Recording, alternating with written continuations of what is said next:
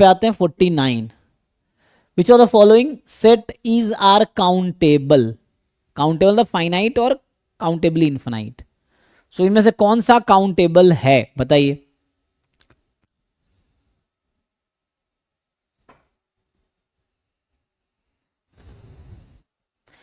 Set of natural number countable है, right right? और 2 की पावर नेचुरल नंबर, ये क्या होती है, ये power set of natural number है. और ये क्या होती है,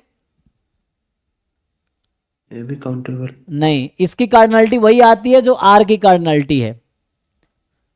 ठीक है, 2 की पावर n है ना, ये जो 2 की पावर n है उसकी कार्डिनलिटी जो होगी वो आर की कार्डिनलिटी अलिफ नॉट के इक्वल होगी. ठीक है, power set of natural number, ये क्लास में आप देखेंगे नोट्स में. सो पावर सेट ऑफ जो नेचुरल नंबर है या 2 की पावर n जो होगा, जैसे यहां पे है set of all function from the set of all real number two 0 1. तो आपको ऐसे लॉजिकली याद होगा ए से बी में हम टोटल कितने फंक्शन बना सकते हैं अगर ए बी फाइनाइट सेट है तो. याद है, number of function from A to B, total number of function from A to B.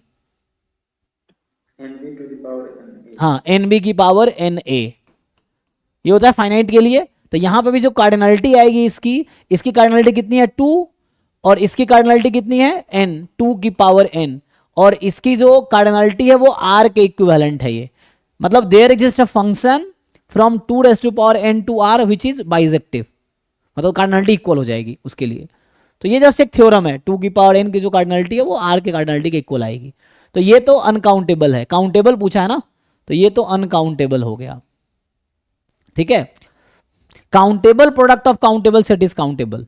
ठीक है ना, वहां पे 0 1 का अनकाउंटेबल प्रोडक्ट हो रहा है. सॉरी, मैं क्या बोल रहा हूं, चेक कर लीजिए एक बारी, आप लोग सही लिख रहे हैं.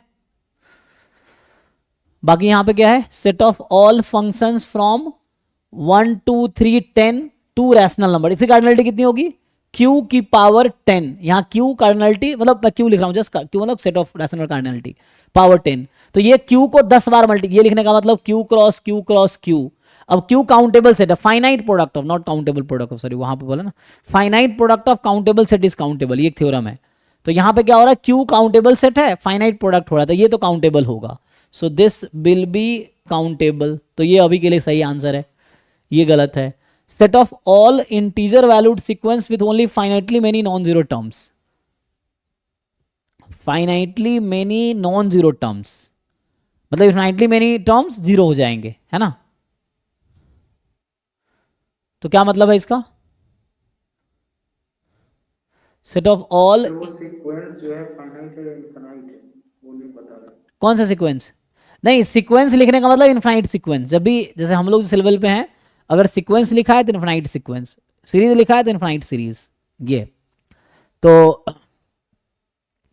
Set of all integer valued sequence मतलब xn जो है वो इंटीजर है, इंटीजर वैल्यूड सीक्वेंस है, xn की वैल्यू इंटीजर है ये है. लेकिन बोल रहा है कि उसमें finitely many non zero terms हैं. जो नॉन जीरो टर्म्स है वो फाइनाइट नंबर ऑफ टर्म्स. इसका क्या मतलब है कि कुछ टर्म जो है फाइनाइट नंबर ऑफ टर्म्स जो है नॉन जीरो, बाकी सब जीरो है. तो नॉन जीरो टर्म के पास क्या क्या चॉइसेस हैं, क्योंकि इंटीजर वैल्यूड सीक्वेंस है. तो फाइनाइट टर्म्स, जो फाइनाइट टर्म्स हैं, मतलब जो नॉन जीरो टर्म्स, सॉरी जो नॉन जीरो टर्म्स हैं वो क्या हो सकते हैं, इंटीजर्स हो सकते हैं. तो जो नॉन जीरो टर्म्स कितने होंगे, फाइनाइटली मेनी. तो z क्रॉस z कितनी बार, फाइनाइटली मेनी टाइम. तो finite product of countable set is countable. So वो अनकाउंटेबल प्रोडक्ट है, तो वो हो गया है काउंटेबल सेट का. तो यहाँ पे जो है ना 0 1 0 0 मल्टीप्लाई हो रहा है अनकाउंटेबल टाइम, क्या बोलो काउंटेबल टाइम, फाइनाइट टाइम नहीं, काउंटेबल टाइम. ये सब एक बार थ्योरम देख लीजिएगा. तो जेड का फाइनाइट टाइम प्रोडक्ट करोगे, जो सेट जनरेट करेगी वो काउंटेबल ही होगा. जेड काउंटेबल है तो ये भी काउंटेबल ही होगा. So this is countable. Set of all integer valued sequence converging to 1. Set of all integer valued sequence converging to 1, इसका क्या मतलब है,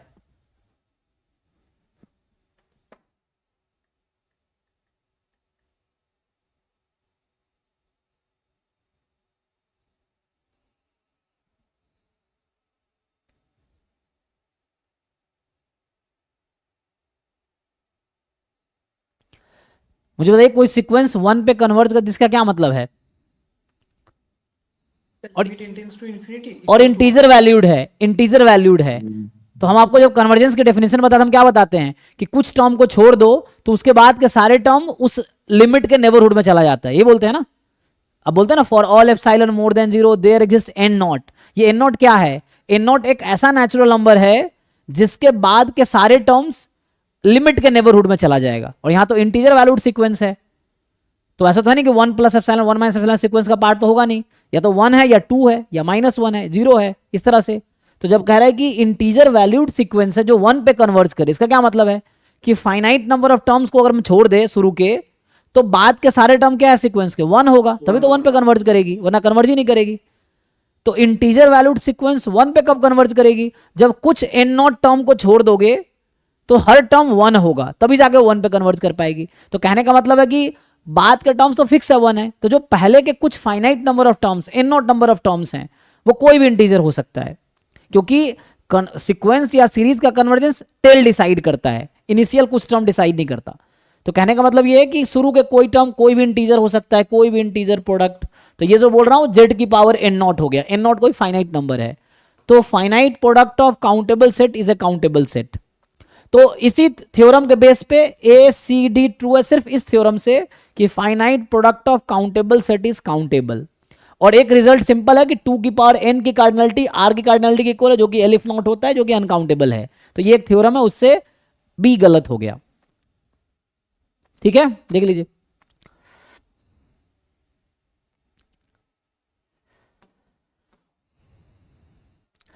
चलिए यहां से अगले क्लास में स्टार्ट करते हैं, अभी ये स्टॉप, ये ट्राई करके आइए।